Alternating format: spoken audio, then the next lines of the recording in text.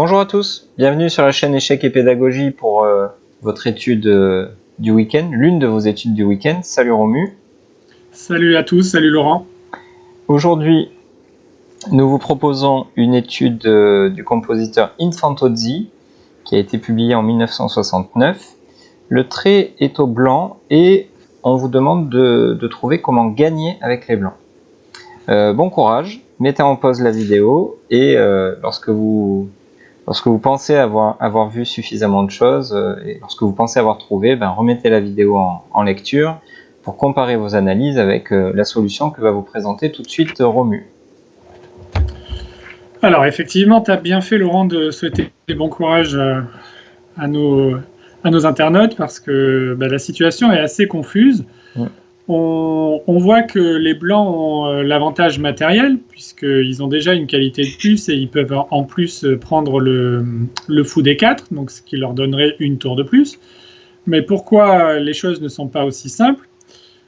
Tout simplement parce que leur roi en B1 est relativement mal placé, en tout cas dans une situation un peu inconfortable en raison de la présence des pions en B3 et B2 qui bloquent complètement ce roi. Et là d'ailleurs, dans la position présente, les noirs menacent de mater tout simplement avec fou G6 par exemple, qui ferait un joli mat puisque le fou D4 défend le pion B2 et le pion B3 interdit au roi blanc les cases B2, C2 et A2. Donc notre roi est un souci non négligeable, on va dire. Et donc il va falloir en prendre connaissance et faire en sorte de parer les menaces de l'adversaire. Nous, on n'est pas quand même sans idée avec les blancs. On voit que le roi noir est relativement exposé. Il y a la tour en D5 qui est proche de ce roi, qui contrôle la colonne D, et avec le pion E5 notamment, qui prend les cases F6 et D6, on sent que l'action combinée peut mettre à mal le roi noir. On voit bien évidemment le fou G4 qui contrôle déjà une belle diagonale H3, C8 et donc prend pas mal de cases au roi adverse. Il peut aussi éventuellement se rendre sur d'autres diagonales, par exemple la case H5, ou même reculer pour ensuite réapparaître sur une autre diagonale. Enfin bref, il a un potentiel qui peut être intéressant. Et bien sûr, on a une dame qui, pour l'instant, est attaquée par le fou D4, qu'elle peut capturer, comme on va le voir, et aussi qui peut aussi se balader un peu partout sur l'échiquier pour essayer de faire des misères à ce roi noir. Donc là, on l'a dit, il y a une urgence, clairement, puisque nous sommes menacés de mat. Et quels sont les coups à notre disposition ? On pourrait penser à prendre le fou avec la tour, pourquoi pas ?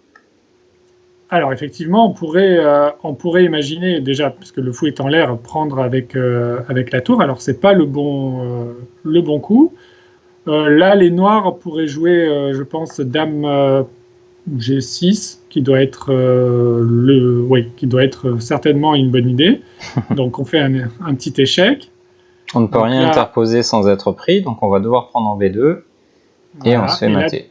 Dame C2, roi 1 et dame A2, échec et mat. Bon, j'ai encore proposé une bêtise, alors qu'est-ce que je peux proposer d'autre ? Le bon coup, on le sait, c'est dame prend D4. Est-ce qu'on aurait pu tout simplement enlever notre dame pour éviter les problèmes qui vont survenir par la suite ? Le problème, c'est qu'il y a fou G6 cette fois qui intervient.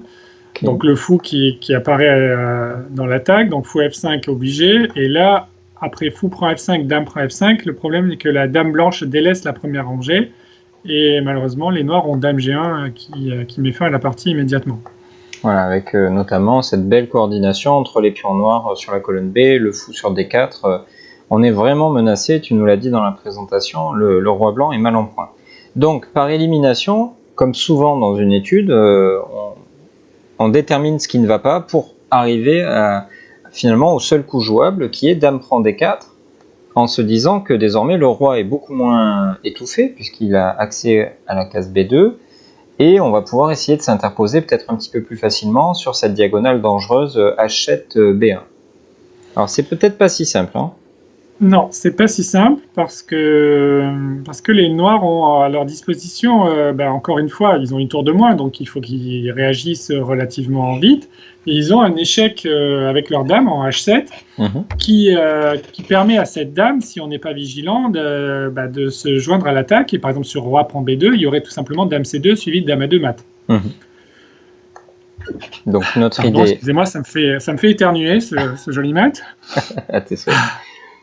Donc, notre idée en faisant dame prend D4, c'était de pouvoir s'interposer sur la diagonale, et de toute façon, c'est le seul coup pour ne pas se faire mater, donc on joue dame D3, et ici, malheureusement, les noirs vont pouvoir doubler la mise sur la diagonale en jouant fou G6 à un moment donné. Alors, on pourrait penser à échanger d'abord les dames, puis fou G6, mais ici, on aurait tout simplement fou E2, et on va rester avec une pièce de plus, avec une finale relativement simple à gagner, on va dire. En revanche, ce qui est beaucoup plus inquiétant pour les blancs, c'est que les noirs vont jouer fou G6 immédiatement, et notre dame est désormais clouée, et c'est un petit peu la panique. Alors, comment on va s'en sortir ? Alors effectivement, il faut agir vite, hein, on l'a bien compris, on a une dame qui est en train de disparaître de l'échiquier si on n'est pas vigilant, donc il faut s'en prendre au roi noir, on n'a pas le choix, donc comme d'habitude, on regarde les coups qui forcent la réponse adverse en priorité, donc les échecs. Et là, on a un échec qui nous tend les bras, c'est bien sûr tour D7, qui est le bon coup. Donc là, il y a deux cases pour le roi noir, soit E8, soit F8. Donc sur la case E8, donc si les noirs mettent leur roi sur cette case, on voit que c'est une case blanche. Et on a un fou de case blanche. Donc ça peut donner des idées pour utiliser ce fou. Et le coup spectaculaire qu'il fallait avoir vu, et c'est un thème qui va revenir un peu plus tard dans la solution, c'est le coup fou H5. Donc c'est un très joli clouage en croix. Alors pourquoi on appelle ça un clouage en croix ?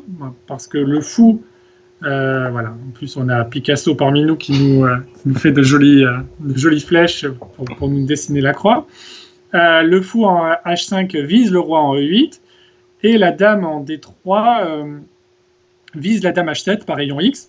Et on voit que ce fou G6 ne peut pas bouger. Il peut pas, si le fou G6 prend le fou H5, la dame H7 se retrouve sans protection.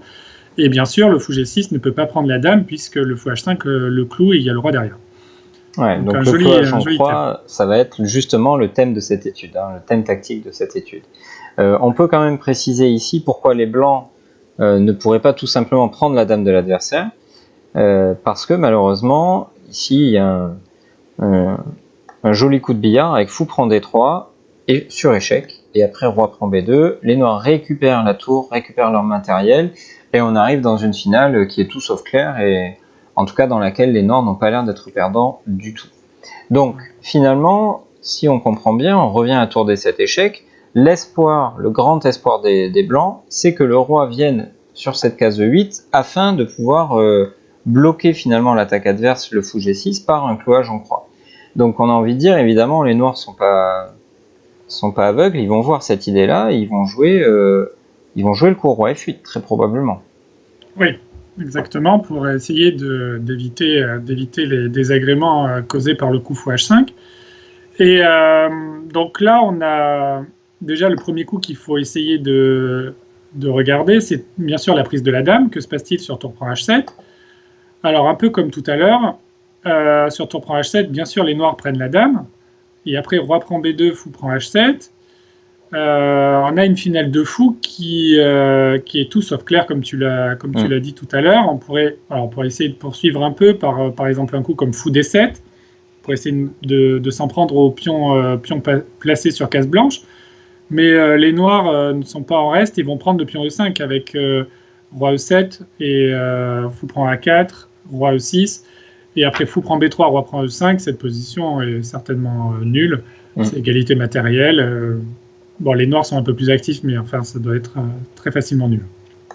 Donc, on a trouvé une nulle avec les blancs, mais on espère plus, parce qu'à ce moment-là de la partie, on a quand même une tour d'avance. Alors, quelles sont nos autres options, à part la prise de la dame sur H7 ?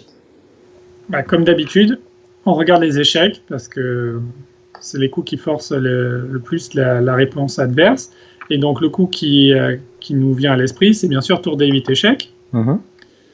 Donc sur tour D8, le roi noir a plusieurs cases à sa disposition.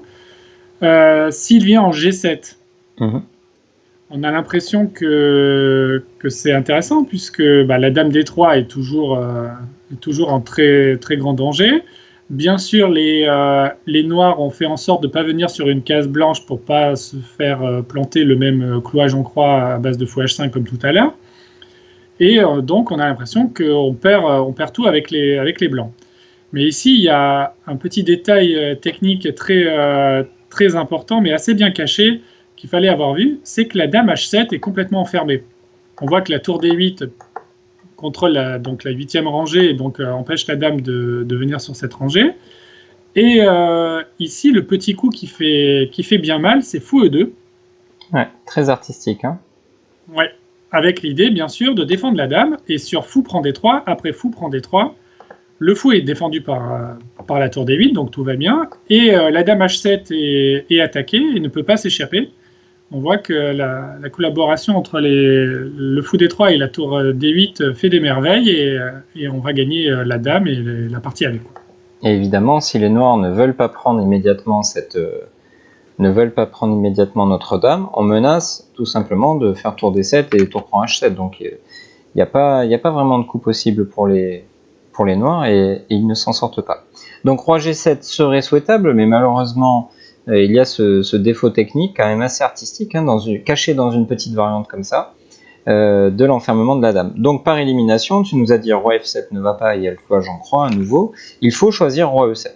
Et ici, on a à notre disposition la répétition de coups par tour D7, mais on a dit qu'on cherchait à gagner. Comment est-ce qu'on va réussir ?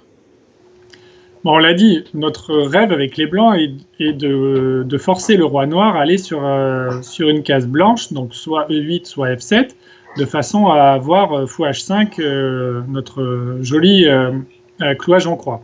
Là, on a la possibilité justement de le faire avec le coup tour E8, donc qui fait échec. Et bien sûr, le fou ne peut pas capturer la tour puisque les blancs pourraient faire dame prend dame. Donc ça, c'est assez simple.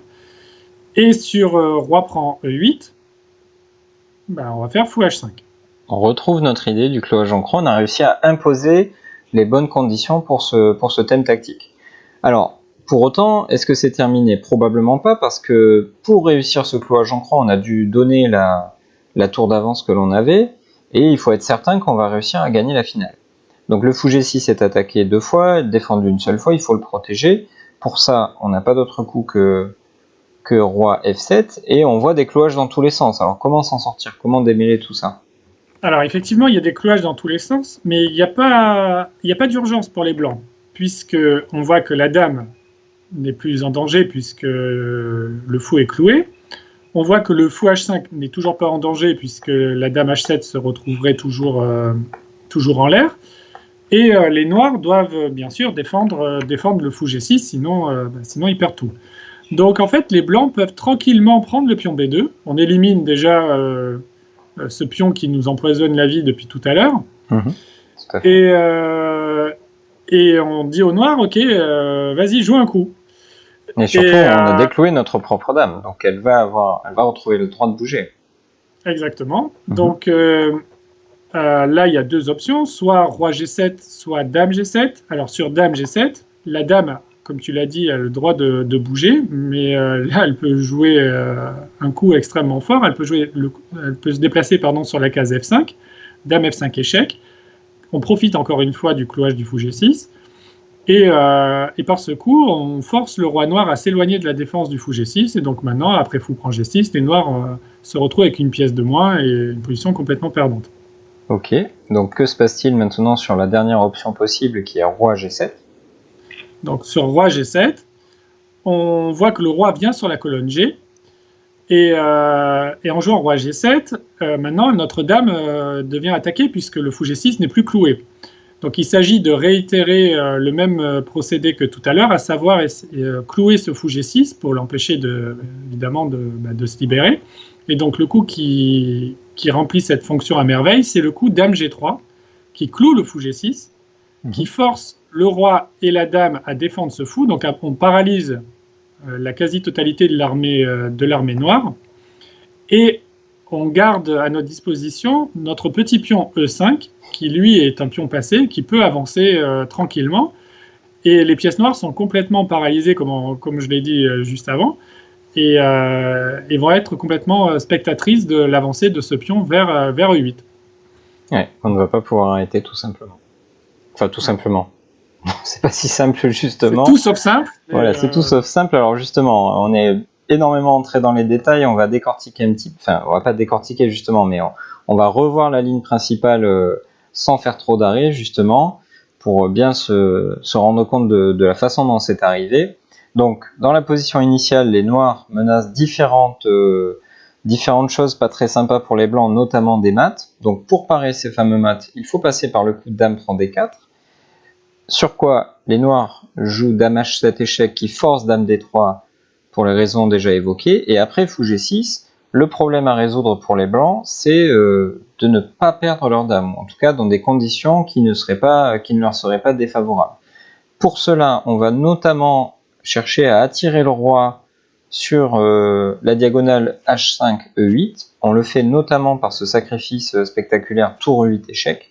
Et après roi prend E8, on a le thème principal de cette étude avec le clouage en croix. Et donc après roi F7, roi prend B2 et roi G7, dame G3, on arrive à la fameuse position dans laquelle, Romu, tu nous as dit que le pion E va être décisif et surtout les pièces noires sont bloquées par les différents clouages qu'elles subissent. Oui, que les choses soient bien claires. Là, par exemple, si les noirs jouent roi F7, par exemple, pour essayer d'attendre tout en défendant le fou G6, les blancs continueraient certainement par E6. Comme on l'a dit, on le fait, hein, on avance le pion passé. Et le roi doit rester au contact du fou G6, et maintenant, simplement E7, et c'est terminé. Voilà, on va finir par être surchargé avec les noirs, par exemple. Il doit y avoir d'autres façons de gagner, mais celle-ci paraît assez limpide. Merci Romu pour cette présentation, une étude quand même assez riche, avec beaucoup de variantes, mais avec des objectifs clairs pour les blancs, c'est-à-dire qu'il fallait d'abord empêcher le mat, puis résoudre le problème du clouage de leur dame. Et certes, il y avait beaucoup de petites variantes, mais les objectifs n'étaient pas très variés. À chaque fois, il fallait résoudre un problème, puis un autre, et ainsi réussir à transformer l'avantage. Complètement. Parfait. Merci Romu pour cette présentation. On espère que vous avez apprécié cette étude artistique. N'hésitez pas à liker la vidéo, à la partager auprès de vos amis qui souhaitent progresser aux échecs tout en s'amusant, en appréciant de belles choses, on va dire. On vous remercie et on vous dit à très vite sur la chaîne Échecs et Pédagogie. Au revoir, à bientôt.